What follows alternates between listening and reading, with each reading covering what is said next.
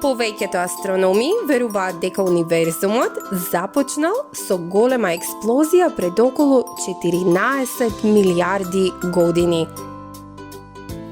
Во тоа време, целиот универзум се наоѓал во меор кој бил илјадници пати помал од топче, но бил потопол и погуст од се што би можеле да замислиме.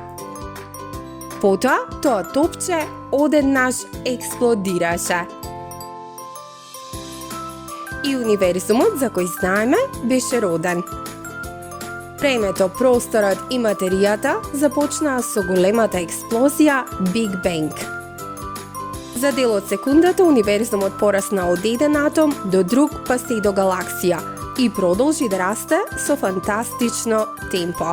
Тој денес се проширува. Како што универзумот се ширел и ладел, енергијата се менувала во честички од материја и антиматерија. Овие два спротивни типа на честички се уништувале едни со други. Постабилните честички, наречени протони и неутрони, почнаа да се формираат кога универзумот беше стар само една секунда. Во следните 3 минути температурата се спушти под 1 милиарда степени Целзиусови. Тогаш беше доволно ладно за протоните и неутроните да се спојат, формирајќи јадра на водород и хелиум. По 300.000 години универзумот се олади на околу 3000 степени. Атомските јадра конечно можеа да заробат електрони за да формираат атоми.